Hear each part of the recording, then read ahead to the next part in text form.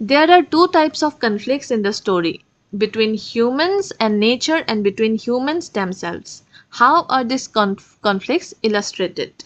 এই চেপ্টাৰটো দুটা টাইপৰ কনফ্লিক্ট আছে এটা হৈছে হিউম্যান আৰু নেচাৰৰ মাজত মানুহ আৰু প্ৰকৃতিৰ মাজত আৰু আনটো হৈছে মানুহৰ মাজত গতিকে এই কনফ্লিক্ট কেটা তোমালোকে কেনেকে দেখিছা আৰু কেনেকৈ এই চেপ্টাৰটোত এই কনফ্লিক্ট কেটা দেখুৱা হৈছে আনসাৰটো এনেকৈ লিখিছো Yes, there are two types of conflicts in the story. Hoy chapter to duta type of conflict ase.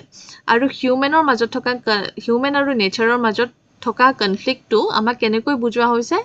Hetu ama bujwa hoise hailstorm or bikhoye koi. Hailstorm e Lanchor field khini dhongkho kori pelaisile.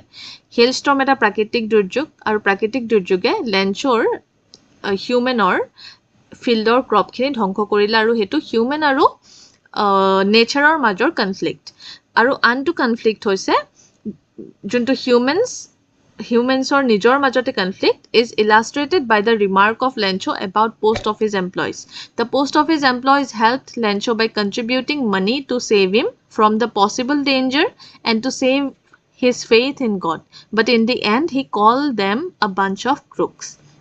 So মানুহৰ মাজত conflict to কেনেকৈ দেখুৱা হৈছে Lenchor কথাৰ দ্বাৰা দেখুৱা হৈছে post অফিচৰ এমপ্লয় সকলে যোন সকলে তেওঁক হসাকৈ সহায় কৰিছিলে লেঞ্চোয়ে অবহেখত গৈ তাহাতক ঠগবাজ বুলি ক'লে গৈ গতিকে ইয়াতে কনফ্লিক্ট বিটুইন হিউম্যানস টু ইলাস্ট্ৰেট কৰা হৈছে